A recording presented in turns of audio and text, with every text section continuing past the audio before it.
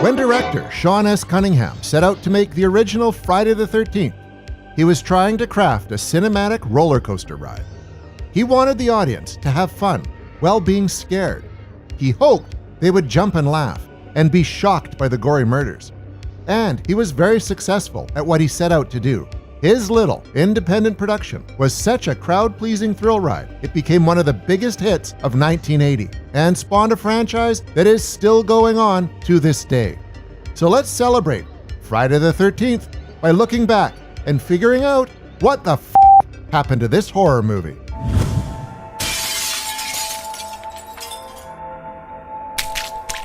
In the early months of 1979, Cunningham asked Here Come the Tigers and Manny's Orphans writer Victor Miller to come up with something along the lines of Halloween.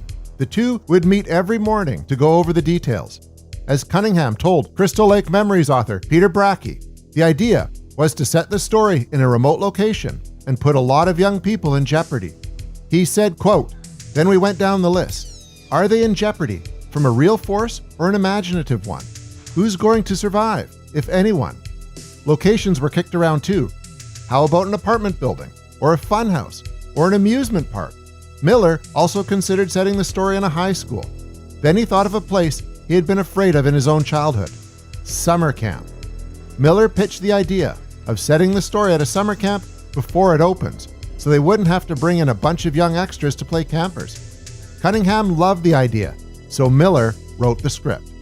Miller's script establishes that Camp Crystal Lake is a place that has seen much bad luck over the years. It has earned the nickname Camp Blood. A young boy drowned there in 1957. The following year, 2 counselors were murdered by an unknown assailant, and we see those murders in the film's opening sequence. The camp closed down after that, and every attempt to reopen it has been met with sabotage. The water was bad. There were mysterious fires on the property. But now Steve Christie, the son of the camp's owners, has decided to give the place another try. He sinks a lot of money into fixing it up. He hires the counselors, who gather together at the camp before opening day.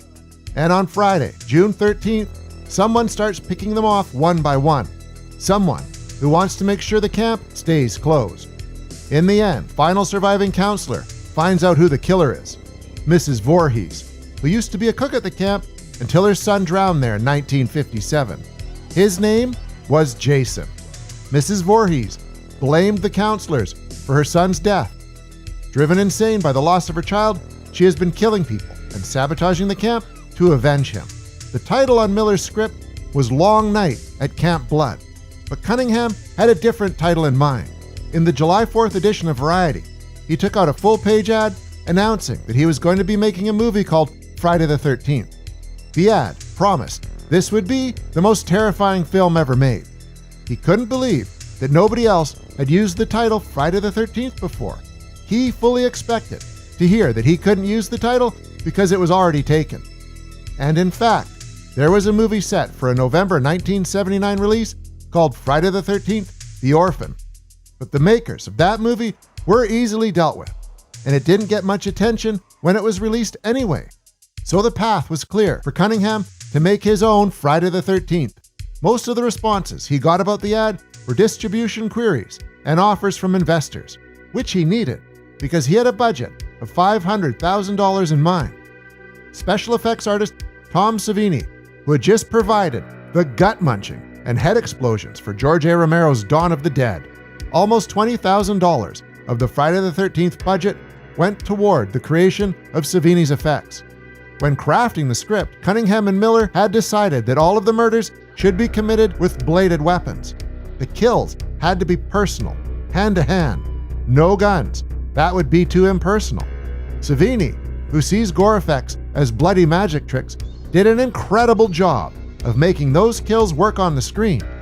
The kills are gross and shocking, but the effects are fascinating to look at.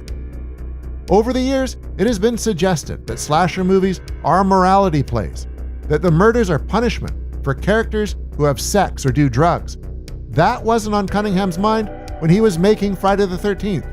To him, the movie was about untimely, unwarranted death. The characters aren't killed because they did anything wrong. They're at Camp Crystal Lake. They're going to die no matter what they do. As Cunningham said, The idea was to show that, quote, there is a hostile world out there that wants to destroy you. There's no rhyme or reason to it. By making a contribution to the Boy Scouts of America, the production was able to secure a Boy Scout camp in New Jersey as the primary filming location. And on September 4th, 1979, 7 weeks of filming began.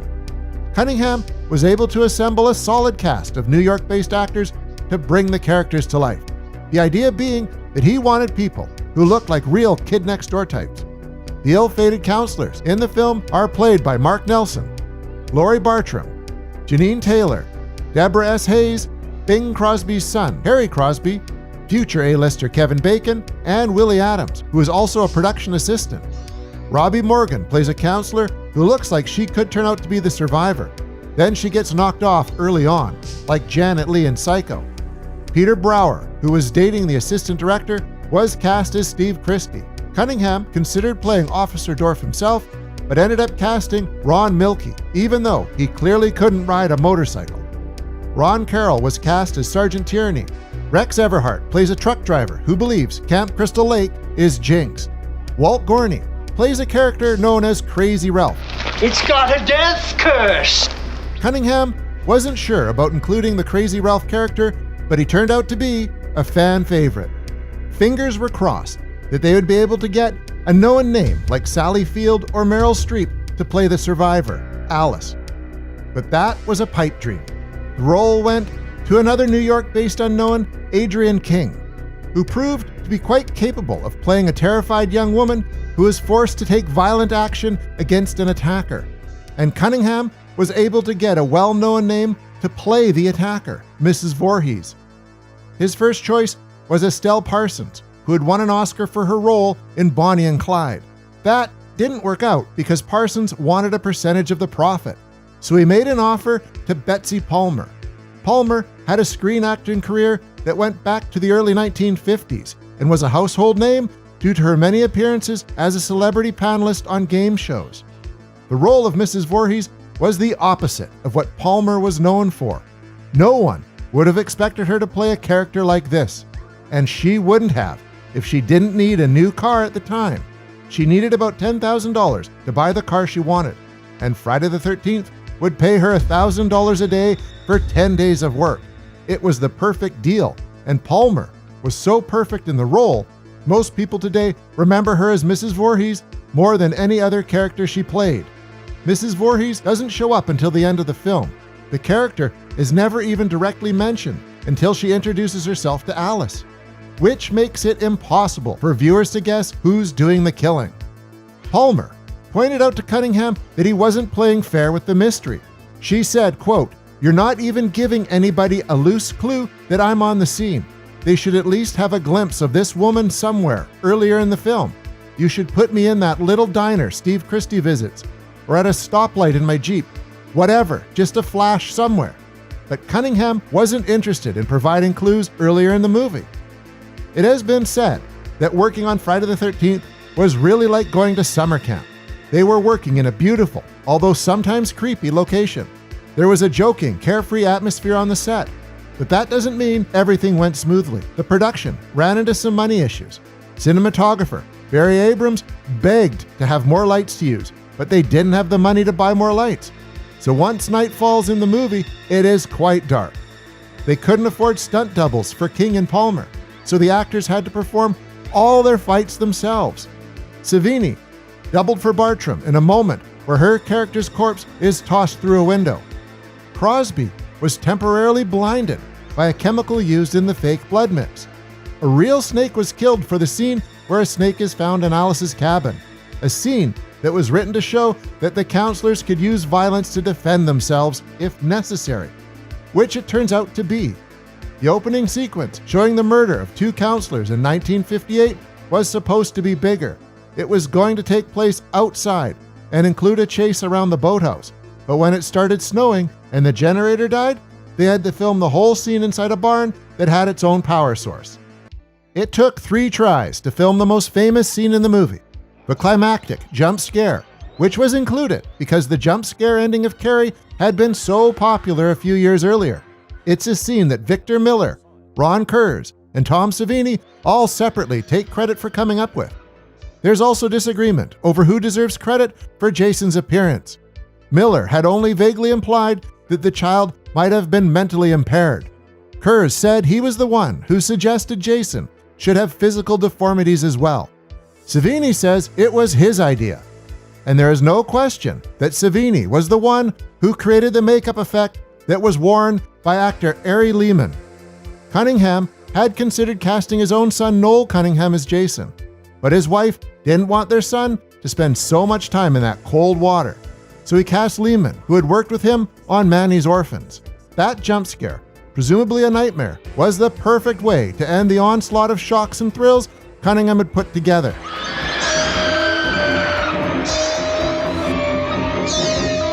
And the film's effectiveness was greatly enhanced when paired with the score composed by Cunningham's old friend Harry Manfredini. Manfredini only had enough money to record the music in a friend's basement with 13 instrument players, but he turned in one of horror's great, iconic scores and one of its most popular sound effects. Manfredini wanted to create a specific sound to put in the film anytime the killer was present, letting the viewers know the characters were in danger in that moment. Inspiration came from a scene where Mrs. Voorhees is shown to be talking to herself in Jason's voice, saying, "Kill her, mummy." Manfredini spoke the sounds of the words "kill" and "mummy" into a microphone and ran it through an echo reverberation machine, ending up with that iconic sound that has been used throughout the franchise. A franchise that happened because this little independent production managed to get major studio distribution. When Cunningham screened Friday the 13th for the Hollywood studios, a bidding war broke out between Paramount, Warner Brothers, MGM, and United Artists. Paramount, which was looking for independent acquisitions to fill in spaces in their release slate, won the domestic distribution rights with a bid of $1.5 million. Warner Brothers landed the international rights. A marketing campaign was put together that focused on the film's shocking murders. Murders which made it to the screen largely intact, while future entries in the series would be forced to remove bloodshed by the Motion Picture Ratings Board. This one scraped by, with only 9 seconds having to be cut to secure an R rating. Sensing that there could be a very enthusiastic audience for this film, Paramount decided to give it a wide release. It reached 1,127 screens in the United States on May 9th, 1980, and it was a huge hit. A $5.8 million opening weekend was the first step on the way to the film earning almost $40 million at the global box office. It was the 17th highest-grossing film of the year. It's easy to see why Friday the 13th was such a box office draw. Cunningham and his collaborators had managed to make a deeply unnerving film. Friday the 13th is often written off as nothing but a Halloween cash-in, or overshadowed by the franchise it spawned. It doesn't get as much respect as it deserves, being a classic in its own right. There's a reason it made so much money. It's a great horror movie, a crowd pleaser, a roller coaster, just like Cunningham intended. With all the success came backlash from people who found this type of entertainment to be repugnant. The Catholic League of Decency condemned the film. It was named a video nasty in the United Kingdom. Some critics were appalled, with Gene Siskel going so far as to spoil the ending in his review and then encourage the outraged public to send letters to Paramount and Betsy Palmer shaming them for being involved with Friday the 13th. He provided information on how to reach out to them. Luckily, he gave the wrong address for Palmer, so she didn't see as many letters about it. Later in the year, Siskel and Roger Ebert dedicated an episode of their TV show to discussing films like Friday the 13th, with Siskel suggesting they should be outlawed like bullfights. Of course, seeing people like Siskel and Ebert freak out over the movie just made the public want to go watch it even more. Friday the 13th raked in so much cash over the summer of 1980, a sequel was soon on the fast track to be released in May of 1981. Second unit director Steve Miner stepped up to take the helm of Friday the 13th Part 2, working from a screenplay by Ron Kurz. The problem was they had to figure out who would be doing the killing, since Mrs. Voorhees hadn't made it to the end of the first film. Georgetown Productions' Phil Scudari knew exactly who the killer should be. His name was Jason, and we know how that turned out. Friday the 13th. You may only see it once. The original Friday the 13th was an independent film from Georgetown Productions, made on an initial budget of around $500,000. Then, the major Hollywood studio Paramount Pictures picked up the domestic distribution rights and gave the film a wide theatrical release. It performed beyond anyone's wildest expectations, pulling in $40 million in North America alone and becoming one of the highest-grossing films of 1980. It was the second biggest film of the summer, behind The Empire Strikes Back. Impressive. Most impressive. With a return on investment like that, getting a sequel off the ground as soon as possible was a no-brainer. But how do you make a follow-up to a film where nearly every character was murdered and the villain was decapitated? We're about to find out, because we're digging into the making of Friday the 13th Part 2 with this episode of What the F*** Happened to This Horror Movie? But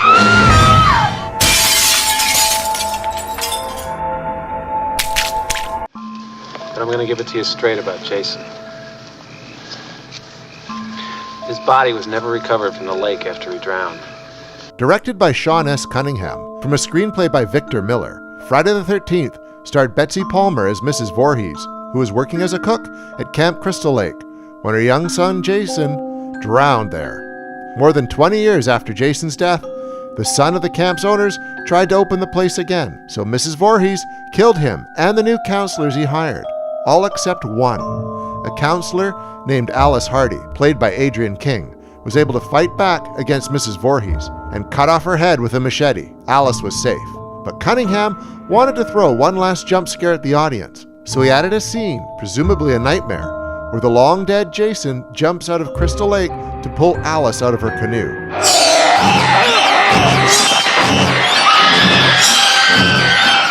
This moment was just put in there as a joke to the audience, a way to startle them before they left the theater. And Jason as a character hadn't existed.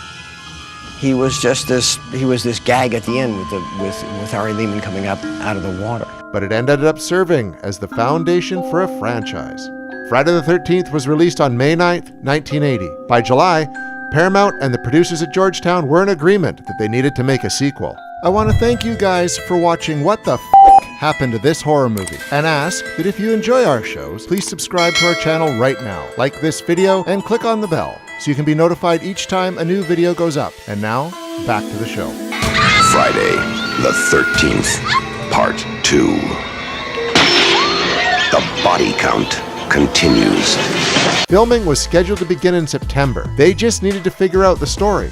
Cunningham and Miller suggested using the title Friday the 13th for an anthology series. Every year, a new movie would be released that would take place around Friday the 13th. There would be no story connections between the films and no returning characters. John Carpenter would later suggest doing the same thing with the Halloween franchise. The anthology idea was shot down in both counts. The higher-ups wanted Friday the 13th Part 2 to be a direct sequel, and the Georgetown producers, particularly a man named Phil Scudari, insisted that Jason be at the center of the film. This is the point at which some members of the first film's creative team started distancing themselves from the sequel. Cunningham didn't want to direct something that was going to be too similar to the movie he had just made. Miller didn't want to write about Jason. Jason was dead.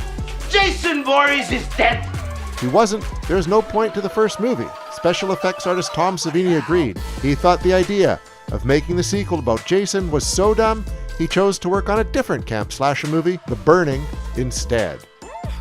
The first choice to replace Savini was Stan Winston, but he was too busy doing anything other than help create the severed head of Mrs. Voorhees. He suggested that the filmmakers get in contact with legendary effects artist Dick Smith, who was a hero of Savini's, and Smith pointed them in the direction of Carl Fullerton, whose work was impressive enough that it was believed he would be the next Savini.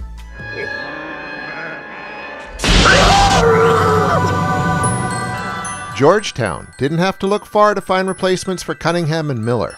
Steve Miner had been working with Cunningham since being a production assistant and assistant editor on the 1972 Wes Craven film The Last House on the Left, which Cunningham had produced. He was an associate producer, production manager, and second unit director on Friday the 13th, and when Georgetown asked him to produce the sequel, he decided to pitch himself as the director as well. He figured he could do as good a job as anyone else would.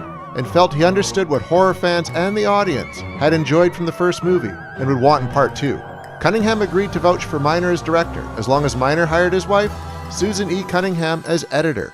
The deal was made. A writer named Ron Kurtz had done some uncredited rewrites on the first film and added the scene with the motorcycle cop, so he was hired to write the script for the sequel. The title on the script he wrote was simply Jason.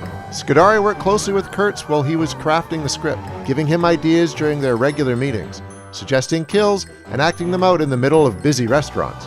One thing Kurtz didn't fully write out was the opening of the film, which finds Alice Hardy is staying in the town of Crystal Lake 2 months after she stopped Mrs. Voorhees' killing spree.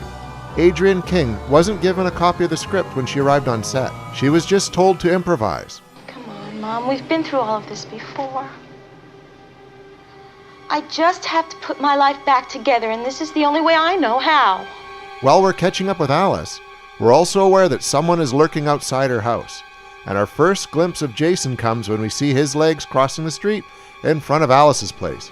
Not only is this the first thing we see of the adult Jason, it's also the only time in the franchise that Jason was played by a woman. Those legs belong to costume designer Ellen Lutter. After an extended sequence that includes what may be the fastest shower in history, Alice finds Mrs. Voorhees' severed head in her refrigerator, and the dead woman's son is standing right behind her, holding an ice pick. Alice survived the first movie, but she doesn't even make it 13 minutes into part 2. Different reasons have been given for why Alice isn't in the movie longer. Some say the decision makers wanted to focus on new characters. Some say King's agent asked for too much money.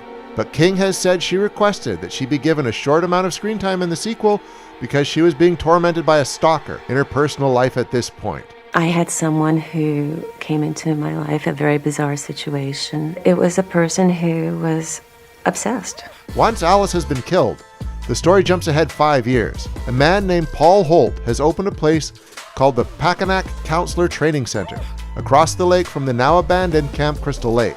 Locals disagree with his decision, feeling that he's asking for trouble by opening a new place so close to the old camp. Things have been quiet for 5 years, and that's the way we want to keep it. But that doesn't stop counselors from arriving for their training course. But the locals, including the returning character Crazy Ralph, still hanging around to tell people they're doomed if they go out near the lake, are right to be concerned. You're all doomed. As soon as the counselors get set up at Packanack, people start getting picked off one by one. The first person to get killed at the counselor training center is Crazy Ralph, who didn't heed his own warning. To bring Packanack to the screen, Miner and his crew were able to find an awesome location in Kent, Connecticut. Unfortunately, the locations from this movie really do seem to have been cursed. It's got a death curse. The only ones still around are the places that stand in for the town of Crystal Lake. The phone booth characters are shown using isn't there anymore.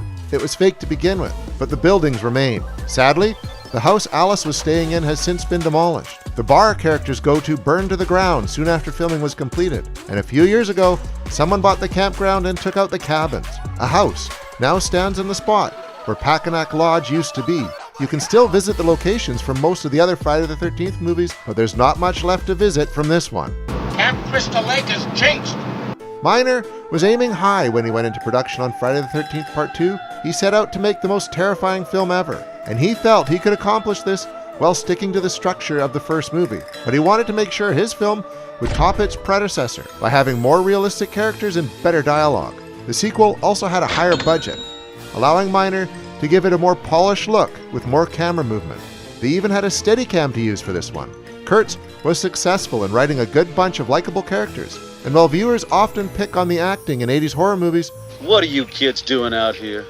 Miner was able to assemble a solid cast for this one. A lot of counselors show up at Packanack, but several of them are background extras. In addition to Paul, who is played by John Fury, the ones we focus on are the counselors who will have a reason to stay behind at Packanack while Paul goes into town with everyone else to celebrate a successful first day of training. They are Bill Randolph and Marta Kalber as Jeff and his girlfriend Sandra, who gets them in trouble when she becomes fascinated with the story of Camp Crystal Lake and wants to see the place for herself. After a police officer catches them wandering too close to the old camp, Paul punishes them by making them stay at Packanack that night. Kirsten Baker plays Terry, who doesn't leave because her little dog Muffin has gone missing. Muffin? Russell Todd plays Scott, who stays at Packanack because he wants some extra time to creep on Terry. The producers at Georgetown requested that there be a character in a wheelchair, and that turned out to be Mark, played by Tom McBride. He doesn't go to town with others because he doesn't want to spoil their good time. And Vicky, played by Lauren Marie Taylor, has a crush on Mark, so she wants to stay by his side. While the others are away, Jason wipes out all of these people. A notable counselor who doesn't get killed is the wisecracking Ted, played by Stu Charno. Ted survives this movie by staying in town and drinking all night. Number 2, you can never drink or do drugs. And of course, any slasher movie needs a heroine. The final girl, replacing Alice in that role, is Ginny Field, who is named in tribute to Friday the 13th Part 1 and 2 production designer Virginia Field, a counselor who's in a relationship with Paul. Ginny is studying child psychology, which turns out to be helpful when she and Paul return to Packanack to find that the legendary Jason Voorhees has killed everybody there. Played by Amy Steele, Ginny is one of the most popular heroines in this series because fans admire her intelligence and the fact that she is able to gain some insight into how Jason's mind works. I mean, what would it be like today? Some kind of out-of-control psychopath? A child trapped in a man's body? Steele's performance was so well received, the filmmakers wanted her to come back for Friday the 13th Part 3, but she wanted to make what she considered more important movies, which didn't include slasher sequels, and wanted more money than the producers were willing to offer. So she decided not to reprise her role of Ginny, a decision she would come to regret later on. It was great. It was fun. You know, maybe I should have kept going Part 3, 4, 5, 6, but it was good. Steele has since largely stepped away from acting and become a therapist in real life. It's more fun using that child psychology on you. You're such a sucker for it. We have to address the fact that Jason, a dead little boy in the first movie, is now a grown man, alive and homicidal. Mrs. Voorhees was trying to avenge his death, and now he's killing people to avenge her death. How does this make sense?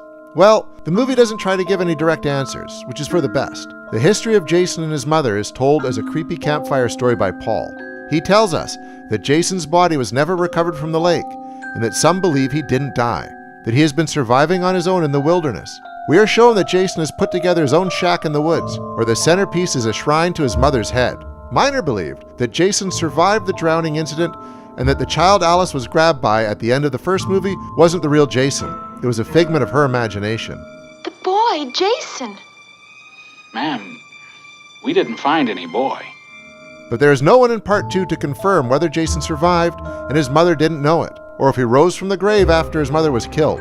It's open to interpretation. Fans can come up with their own theories, like Ginny does. After hearing the campfire story, Ginny begins wondering what Jason would be like if he really exists. She feels sympathy for him.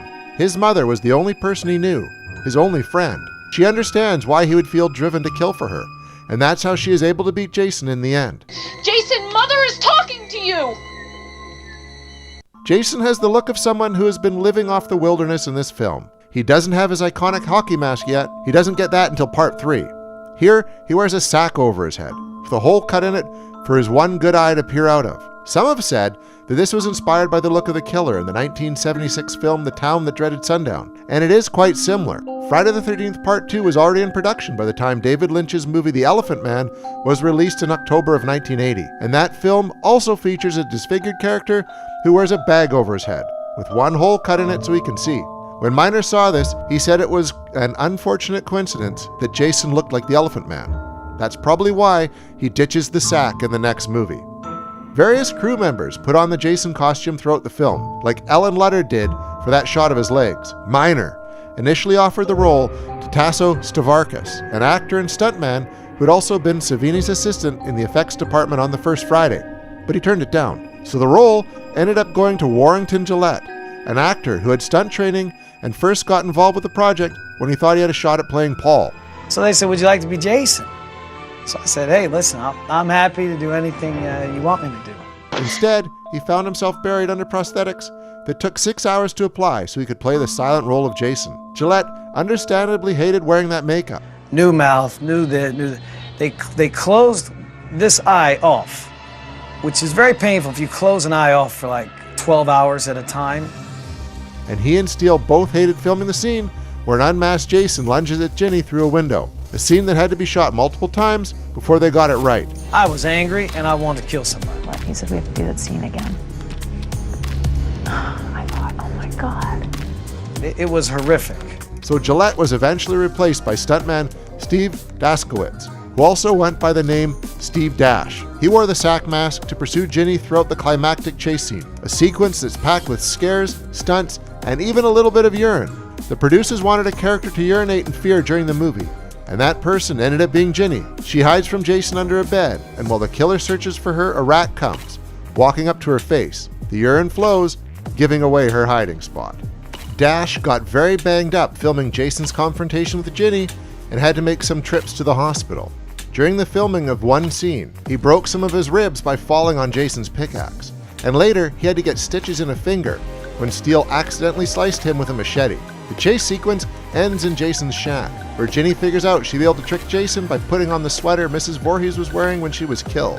A sweater that happens to be there by her severed head. When Jason sees Ginny in his mom's clothes, he has visions of her talking to him.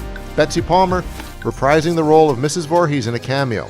Palmer's cameo was filmed by Steve Miner's old friend, Wes Craven. Since Gillette is credited as Jason Voorhees, and Daskowitz is credited as Jason's stunt double, it took decades for Dash to get the proper recognition for his contributions to Friday the 13th Part 2. But fans eventually became aware of just how much work he did on the film, and he was able to interact with them at conventions for many years before he passed away in 2018. The Jason of Part 2 is different than the hockey mask version of the character. He's smaller and clumsier, but Dash did a great job of playing this bloodthirsty woodsman, Jason.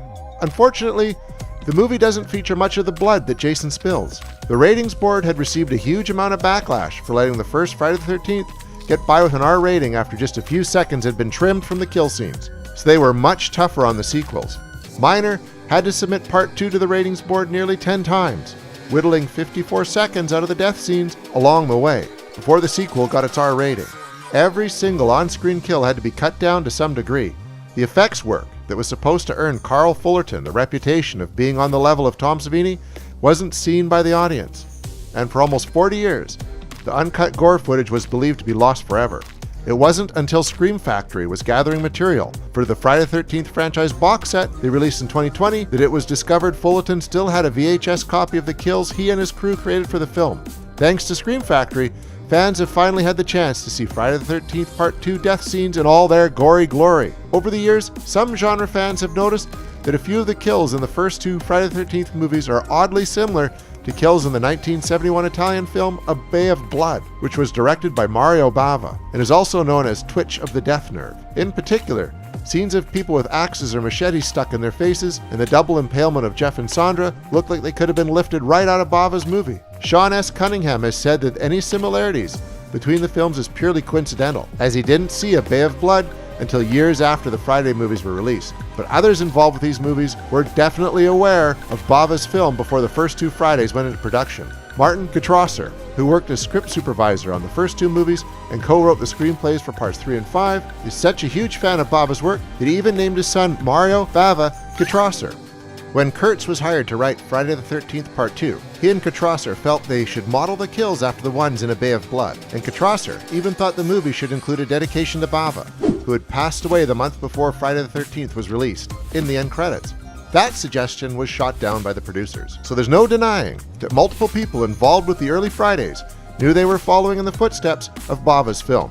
Friday the 13th Part 2 didn't deliver the amount of bloodshed that had been seen in either A Bay of Blood or Friday the 13th, but it was a success when it reached theaters on April 30th, 1981, 9 days short of the first film's one-year anniversary. The day you count on for terror is not over. Made on a budget of just over $1 million, Friday the 13th Part 2 earned almost $22 million at the box office. This was substantially less than the first movie's take, but still a good return on investment. It did have a bigger opening weekend than its predecessor had, then had a steeper drop-off. Exactly why it didn't do as well as the first movie isn't quite clear. Were fans disappointed that the kills had been watered down? Was it because the market was flooded with slasher movies in 1981? There were a lot of them released that year, but Friday the 13th Part 2 is one of the best. Whether or not Miner was successful in his endeavor to make Part 2 better than the first movie is up to individual fans to decide. Just like it's up to us to come up with our own answers as to what really happened to Paul and Muffin. Miner certainly made a worthy follow-up and was able to turn Jason Voorhees, that dead little boy, into a believable, threatening slasher. The film takes the viewer on a creepy, fun, fast-paced ride, introducing us to likable characters and then knocking them off in entertainingly shocking ways. It's a thrilling and important chapter in the legend of Jason Voorhees, and when Miner came back to direct Friday the 13th Part 3, he took the character a step beyond and turned him into the hockey mask-wearing icon we know and love. It's late summer in 1982, and you've seen the preview for Friday the 13th Part 3, which told you a few things. The very first piece of information that the preview had in store for you was that this was very much Jason's movie. Because these are Jason's woods. While Child's Play would fully embrace the name change and just start using Chucky in the title, Friday the 13th would hang on to that particular superstitious day for a bit longer. Jason is named almost as much as the fact that this sequel in the Friday the 13th franchise would be in 3D, which is to say a lot. The preview also shows another detail that at the time would be innocuous, but looking back was the catalyst for what many people would see as the key to the series. This is the first movie where Jason gets his iconic hockey mask. Put on your trusty red and blue glasses as we push this film right into your lap and find out what happened to Friday the 13th, Part 3 in 3D. Friday the 13th Part 1 and 2 were incredibly popular, raking in $59 million and $29 million off of their rather small budgets in 1980 and 1981 respectively. While the critical reception wasn't great, that didn't stop the public from coming out in droves, which meant that there was a guarantee we would see more from this franchise. Paramount owned the rights at the time and decided to add a wrinkle to the production with the addition of 3D. This was part of a boom in the early 80s of 3D productions that also included Amityville 3D, Jaws 3D, Silent Madness, and a whole slew of others. The reason that Paramount and the Friday the 13th team chose it was because of a movie called Comin' At Ya, and it made a lot more money than it should have, presumably based on the fact that it was released in 3D. With Paramount's stature and ability to fund, they went big on it. Friday the 13th Part 3 would be the first 3D movie released by Paramount since the 50s, and would end up being the first wide release of a 3D movie by a major studio. It would show up in over 1,000 theaters nationwide, and be the first production to ever use the Mark's 3D system. And while the budget says it was just above $2 million, Paramount paid anywhere from $8 to $10 million just to install the proper equipment in movie theaters, just so they could smoothly run the film, including training for the projectionists and a sort of war room-like number for them to call for troubleshooting. With that much effort and money put into the production of the flick, they were going to get their money's worth. The poster has a 3D looking effect, and multiple scenes were filmed just to get extra 3D involved, including one that was only shown in the theatrical run. A few of the actors even recalled years later that they were told to focus more on little things that they could do that would look good in 3D, even above their own acting. Things like yo-yos and a number of objects being hurtled at the screen, and of course the infamous eyeball pop, were all designed to make the audience feel engaged. Some of the scenes ended up being very complicated and needed to be shot multiple times, like the car window being broken, a process that proved to be very expensive and time-consuming. In addition to this, they had to shoot the movie far brighter than they normally would, and even had to take into consideration what colors would be used on screen. To helm a very much more ambitious project, Steve Miner was brought back into the fold as director after his success with Part 2. Miner, an Emmy-nominated television director as well, has quite the horror resume with credits after Friday the 13th Part 3, including House, another collaboration with Friday the 13th creator Sean S. Cunningham, Warlock, Halloween H2O, and Lake Placid. The original idea of the movie was to have the final girl from Part 2, Ginny, played by Amy Steele, come back and be put into a mental hospital after the events of Part 2. Jason would track her down and kill all of the hospital staff and patients while setting up a final showdown between the two. While that sounds a bit derivative of slasher contemporary Michael Myers in Halloween 2, it was all for naught as Steele was unable or unwilling to come back to the fold. Before we continue with our video, here's a reminder to click the Store tab on any of our JoBlo channels and browse our collection of the latest and freshest designs in our merch store. Go get you some. This changed the approach, and Ron Kurz, who wrote the previous movie, was offered the chance to write a script for the third feature, but he too declined to be involved. The first draft of the final script was written by the husband and wife team of Martin Kitrosser and Carol Watson. Watson wouldn't have much more on her resume after this, but Martin would go on to write Friday the 13th Part 5 and be the script supervisor for nearly all of Quentin Tarantino's movies. While a lot of that script was used in the final movie, Paramount also brought in Petru Popescu to help as they felt the movie wasn't mean enough. With the 80s slasher boom at its peak in the first third of the decade, you needed your slasher movie to really stand out, and this was already an established series on top of that. While it is said that Popescu added a significant amount to the final movie, he remained uncredited when all was said and done. The actors were chosen almost completely based on their looks rather than their acting ability, or how well they were known at the time. Dana Kimmel, Tracy Savage, Paul Kratka, Catherine Parks, and David Cadams were all among the main cast who would get terrorized by Jason. Larry Zerner, who plays Shelley, was found after handing out flyers. Then when it comes to playing Jason, we would get a third straight movie with a third different actor in the role. Well, fourth if you count the two from Part 2. British stuntman Richard Brooker would get the call several films before the role was cemented in the minds of many by Kane Hodder. At 6'3", he was certainly a tall enough Jason, but was very trim and ended up having to wear a lot of padding to seem as bulky as the character was needed. He did all of his own stunts for the movie and was lucky enough to be forever tied to the now famous hockey mask that the killer wears throughout the series. The mask was a very fluky occurrence that may not have happened if the movie wasn't being shot in 3D. The 3D effects supervisor, Martin Sadoff, was a massive hockey fan, specifically of the Detroit Red Wings, and he kept various hockey equipment with him at all times. During a lighting break, he happened to pull out a goalie mask that director Miner loved. When they shot the scenes with it, however, it appeared too small on Brooker's face, so they tweaked it to fit his face better. In addition to resizing the mask, the red triangles and extra hole punches were added to make it stand out. The mask itself was accompanied by different prosthetic masks that went under it and took several hours to apply each day. While the actors, including who played Jason, were new, one thing that stayed the same was series composer Harry Manfredini. His now iconic scores for the series have been played all over and parodied while also being released on vinyl as standalone or collections over the years. One thing that they did change was the opening credits scene. While it had been upbeat and jazzy in the past, it was a full-blown disco theme for the third movie, and it's fantastic. Manfredini partnered with Michael Zager for the tune, and he would go on to say that it was quite popular at the time, in both discos and gay bars. The opening song would become the stuff of legends, but the rest of the movie has that trademark Friday the 13th score, with all the cues that fans have grown to expect from the series after the first two movies.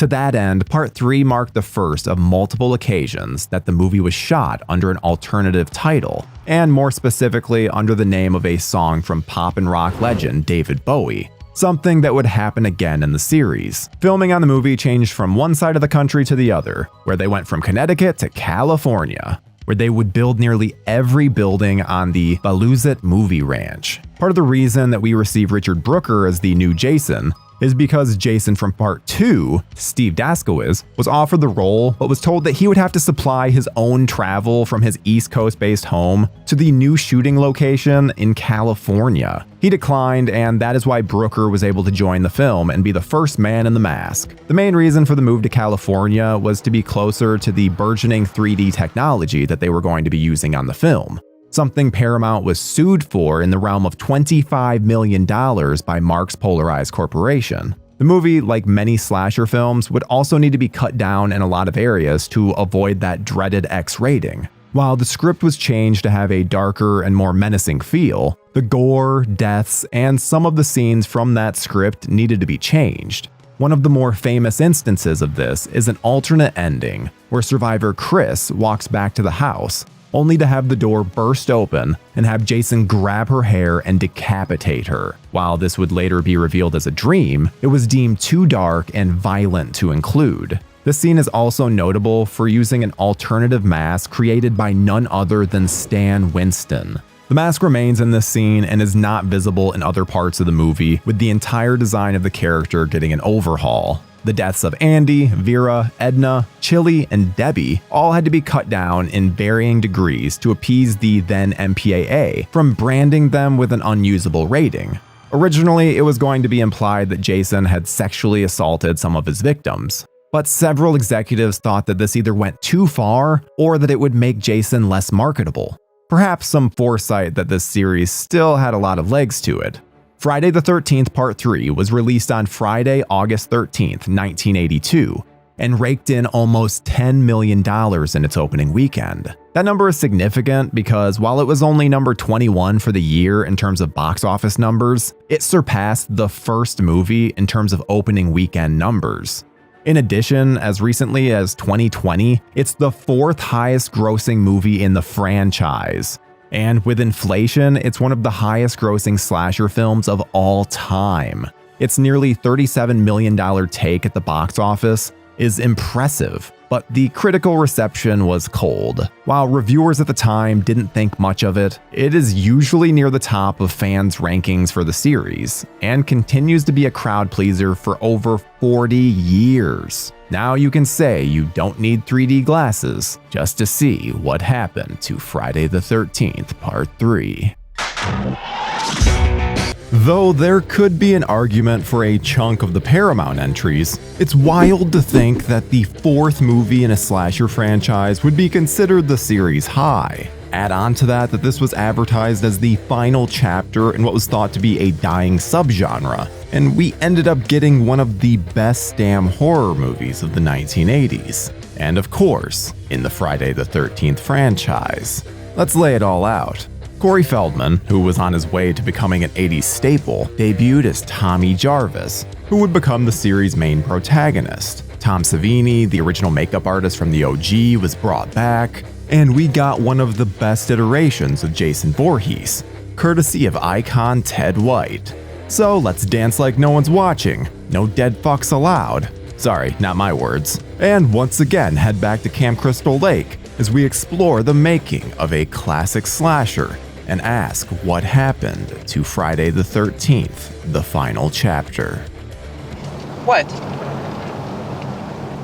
It says you're a dead fuck. What?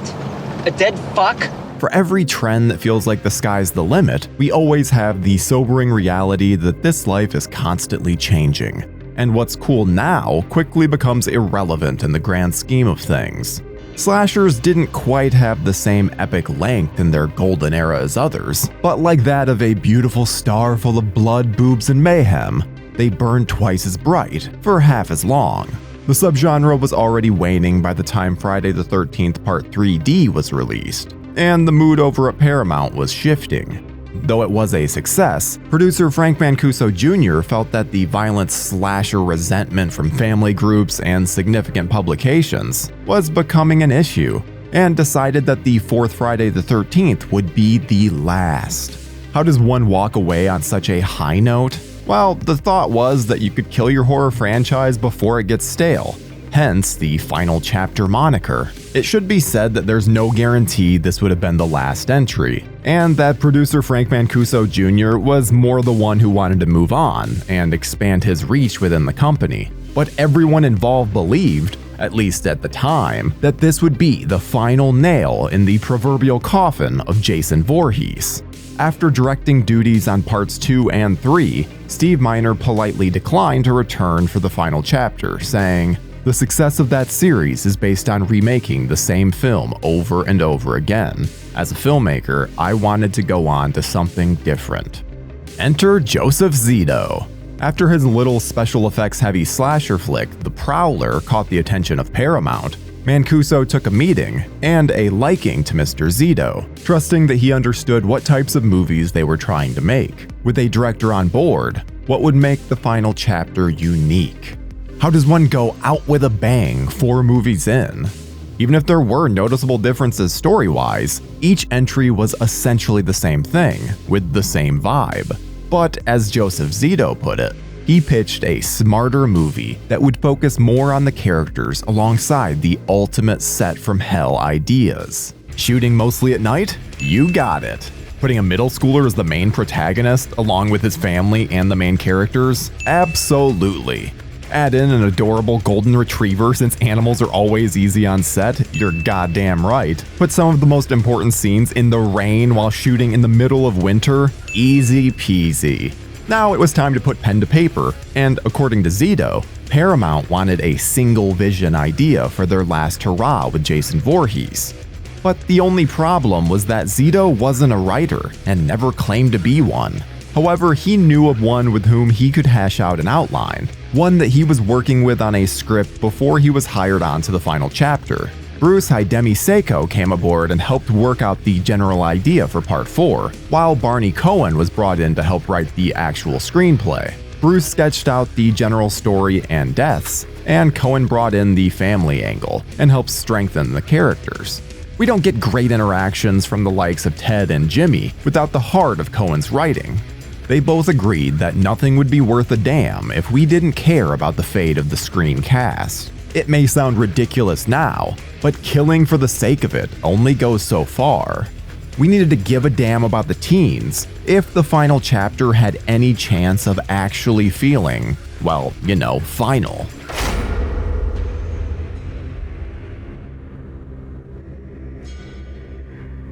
Casting-wise, they knew they needed more than your cookie-cutter teens, so the idea was to aim for a tad bit of recognition, something a bit more trendy than what was used before. So we got a few semi-recognizable faces in the crowd for the first time. Pretty boy Peter Barton, famous for the 80s TV series Powers of Matthew Starr, was cast as Doug. Lawrence Monason of The Last American Virgin played Ted, and of course there are the Doublemint twins. You just had to be there. As Tina and Terry. Now, we can't leave out Crispin Glover. Though his dad Bruce was quite well known at the time, the Glover family's eccentricities were not a one-off. Very clearly passed down to his son, Crispin's Jimmy character was strange yet sincerely charming, the kind of casting that would stand the test of time. There's a reason he was then, and still is, a fan favorite. You can't just wing sick dance moves like this and not be one of the greatest. But one significant change, and a quite ballsy one at the time, was to cast a kid as the protagonist, and his family as the heroes. Enter Miss Jarvis, Trish, and of course Tommy, played by Corey Feldman. Soon to be a household name, as this and Gremlins would release only a few months apart, Zito immediately saw the young Feldman's charm, relatability, and passion in his craft. But there was a lingering doubt. A concern, if you will. Would Feldman be able to lift and swing the machete? Could he make the defining scene, the death of Jason, believable? You're goddamn right he did. We got our first introduction to what would be a recurring character in the Friday the 13th franchise with Tommy Jarvis, and it all started with Mr. Corey Feldman. But it was Ted White's casting as Jason Voorhees that tied this proverbial rug together. A longtime stuntman who doubled for legends like Clark Gable and John Wayne, White brought a visceral intensity to the role, not really seen prior. Zito wanted a slightly more intelligent Jason who would think a bit more and plan out his attacks. White's intense and menacing physical presence perfectly captures the embodiment of what we think of as Jason Voorhees. And it all started here with Friday the 13th, the final chapter. For all of the hoopla, and yes, I'm bringing that word back, about how Jason should never run, Ted White and his cowboy attitude clearly shows that you are wrong.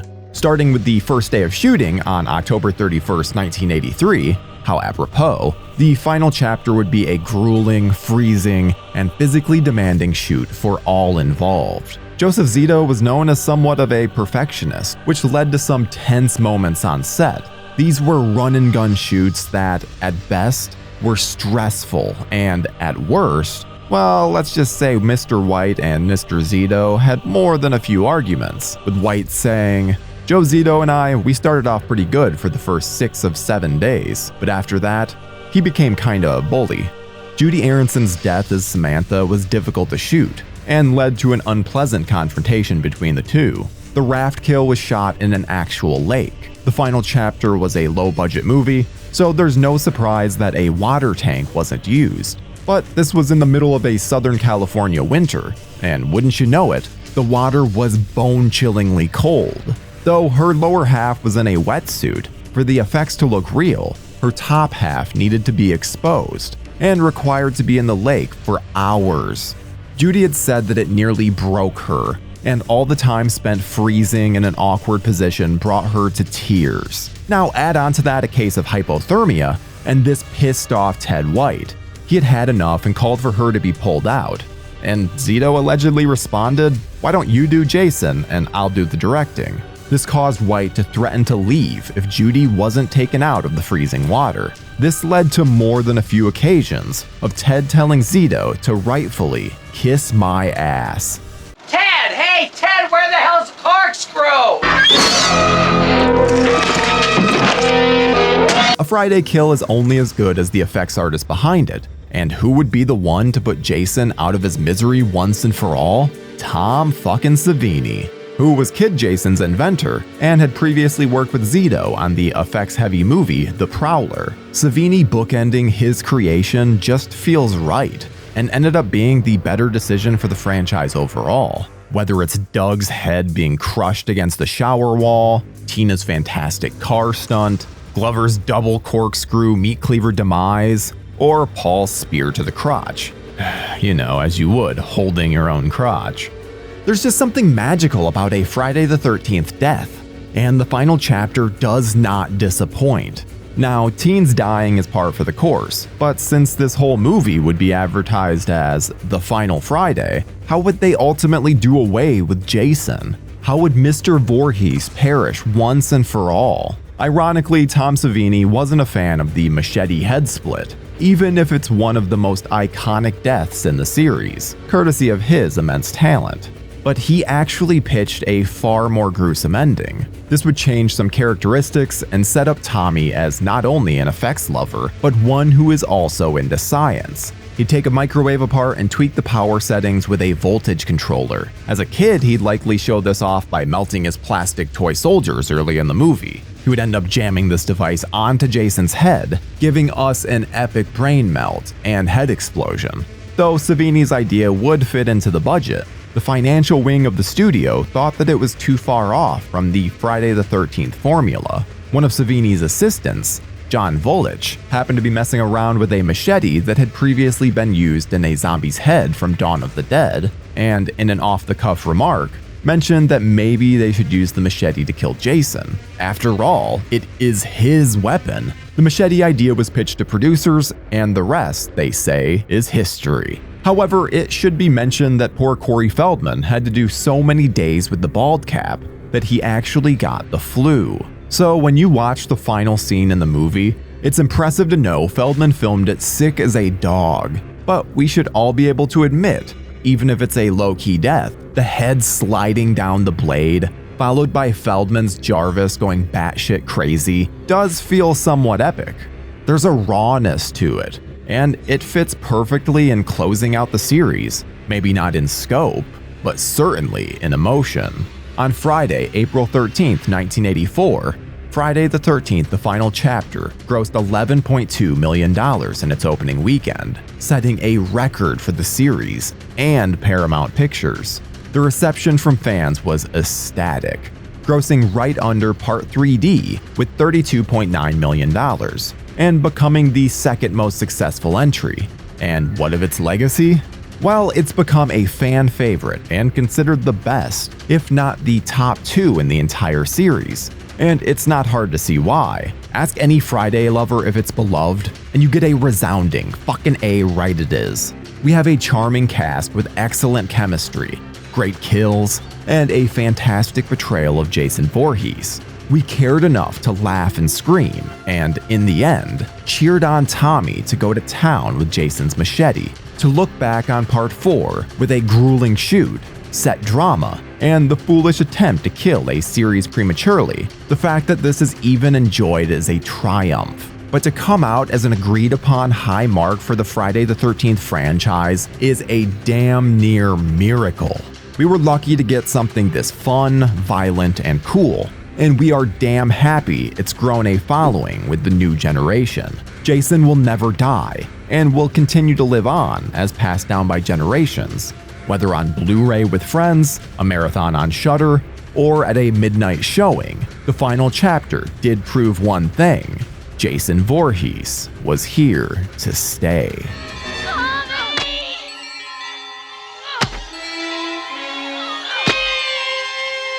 After Friday the 13th, the final chapter, the series was in an awkward place. With Jason Voorhees being killed in the finale and his evil being seemingly passed onto the young Tommy Jarvis, fans wondered what direction the series would take, if any, because it wasn't a foregone conclusion that they'd even make another one. This was a different era, but we know better than that. With Feldman unable to return, they scrapped the evil Tommy, recast Corey Feldman, and therefore made us miss out on some sweet guitar solos. Expectations truly needed to be thrown out the window for where the story would go, and I doubt many people would have their bets on an imposter Jason. So let's get into the MPAA cuts, a cast member named Voorhees, and a whole lot of cocaine as we find out what happened to Friday the 13th Part 5, A New Beginning. You went out in the sun too long. Jason Voorhees is dead. His body was cremated. He's nothing but a handful of ash. The final chapter was intended to be the death of the franchise, but after that film raked in tons of dough, Paramount was unable to let their low-budget cash cow gracefully bow out. With Jason's death, the Friday the 13th team set out to make something completely new, post-Jason. They felt that the prior films had pretty much followed the same blueprint, so they were hoping to subvert that. Pretty ironic given what the film ended up becoming, but we'll touch on that in a bit. This entry would also see Frank Mancuso Jr. take a step back from an on-set producer to a role less involved as an executive producer. He hated that his name was being associated with these films and wanted to move on to bigger and better, as he worked as a middleman between the production and Paramount. I mean, his father was the head of Paramount after all. So the man in the wings, Phil Scuderi, who often goes uncredited, actually helped shape Part 5 into what we'd know it to be. He hired director Danny Steinman, wanting something far from Hollywood sensibilities, and a brand new script that refused to bring back the Jason character. Ballsy decision to say the least, given that most of Steinman's experience came from the world of softcore porn. After seeing his work on Savage Streets, the producers asked director Danny Steinman to keep his schedule open as they wanted him for Part 5. It was Steinman's idea to focus primarily on Tommy as he hallucinates and is constantly fighting any violent tendencies. Despite the use of the hockey mask and machete, Steinman wanted the audience to question whether it was even Jason doing the killings. But not everyone was happy with Danny's directing style. This caused massive friction between he and Mancuso Jr., who felt that he was out of his element.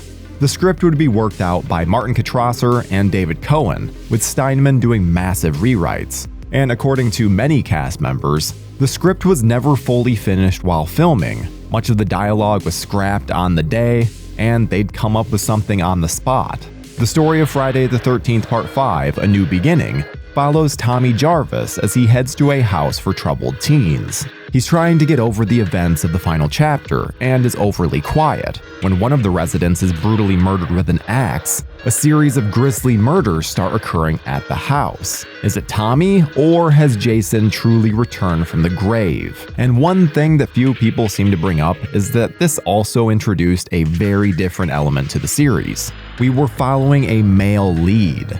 All the films in the past, our final girl was, of course, a girl, fighting against all odds and vanquishing the Voorhees on their heels. Yet Tommy Jarvis would take center stage here, being essentially our final boy. Corey Feldman made Tommy Jarvis a memorable character from his appearance in the final chapter.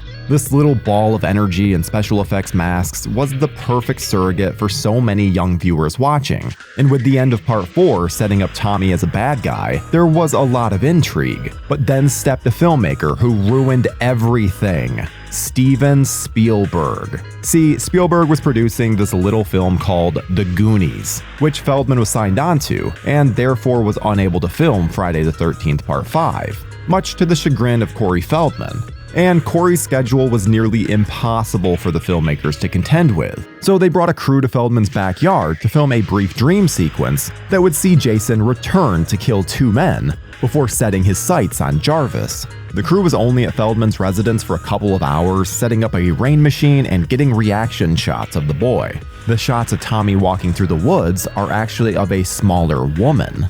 John Shepherd was cast as the much more grown-up Tommy Jarvis, a role that would require him to be quite stoic and sweaty.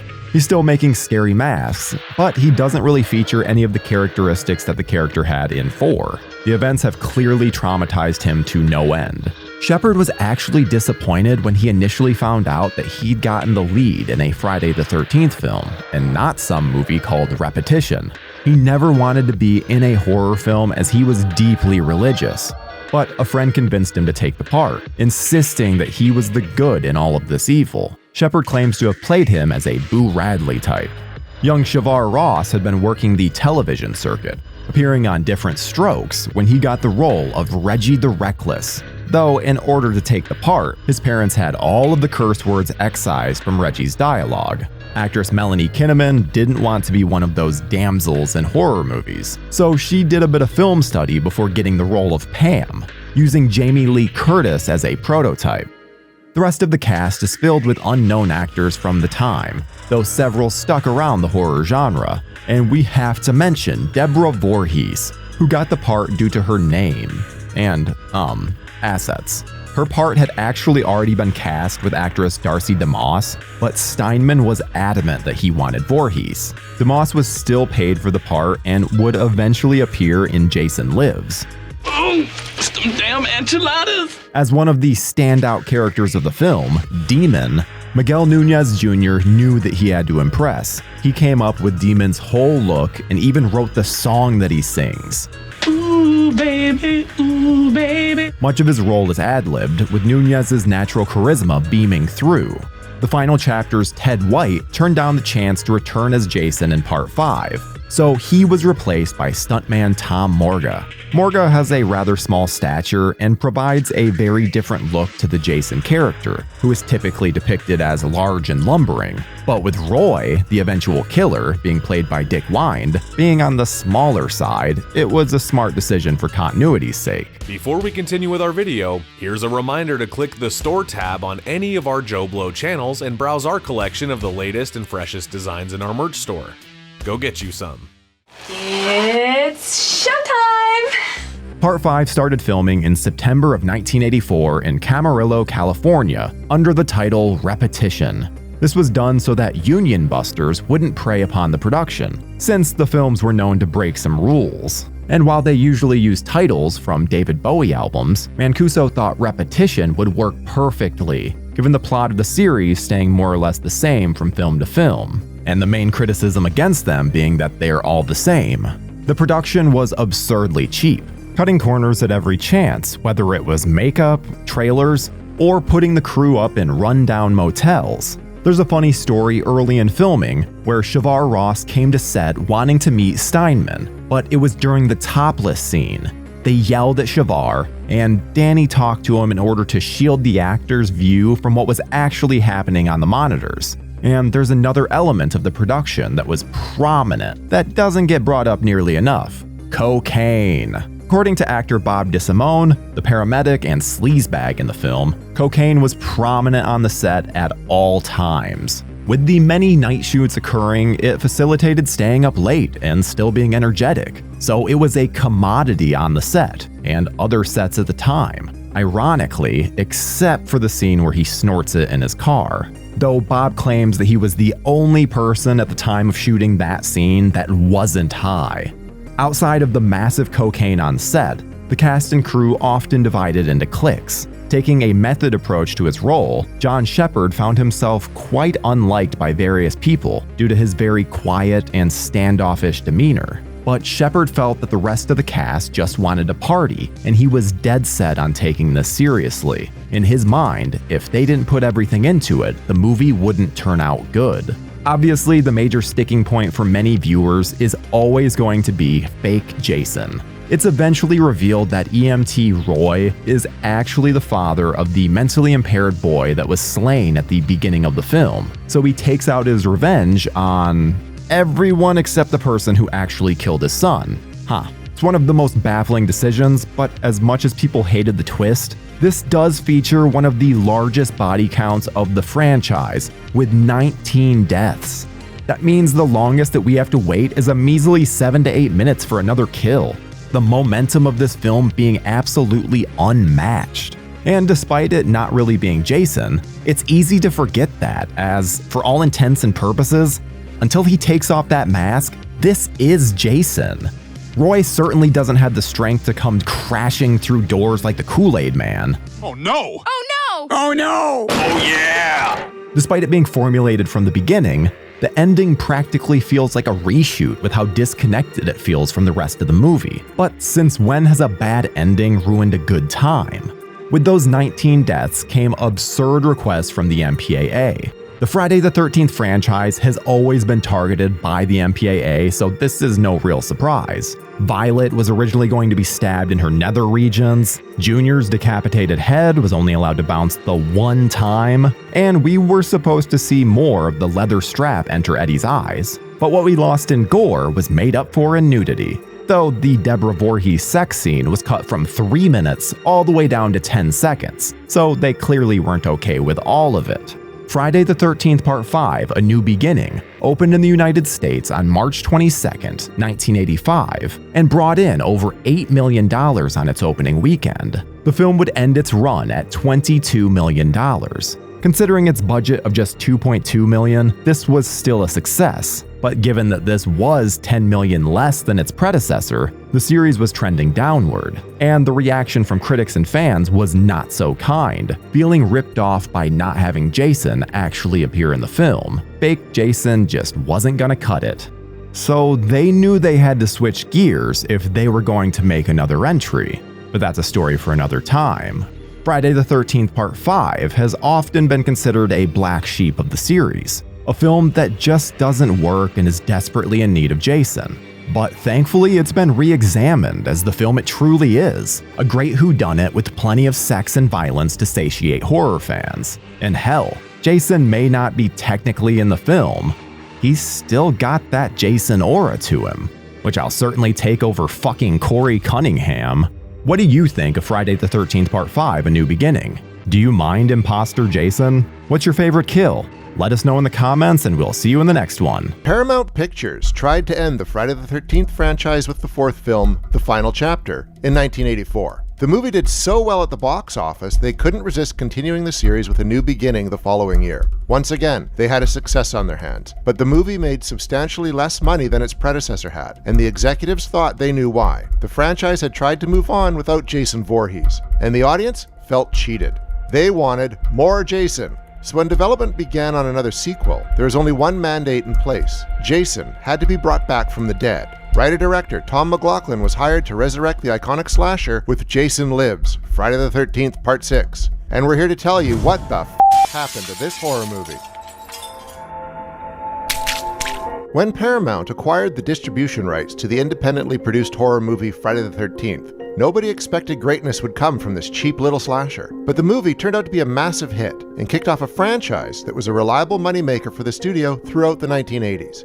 They could fund each sequel for a relatively small amount and then receive a great return on their investment. For example, Friday the 13th, The Final Chapter, had a budget of $2.6 million and made $33 million. That's why we got A New Beginning, even though Jason Voorhees was killed off at the end of the final chapter, and they meant for him to stay dead. They stuck to that. While A New Beginning does have a slasher wearing a hockey mask in it, it's not Jason, it's a copycat. The film was a bit cheaper than Part 4, with a $2.2 million budget, but it also made a slightly disappointing box office haul of $22 million. Since it made 10 times its budget, Paramount still wanted to make a Part 6, but they knew they couldn't make another movie like A New Beginning, which some found to be off-putting and sleazy, and they knew they couldn't make another one of these movies without Jason. Frank Mancuso Jr., the son of the president of Paramount at the time, was the executive who oversaw the franchise for the studio. He got his start on Fridays by taking a job as a production assistant on Friday the 13th Part 2, but ended up being promoted to associate producer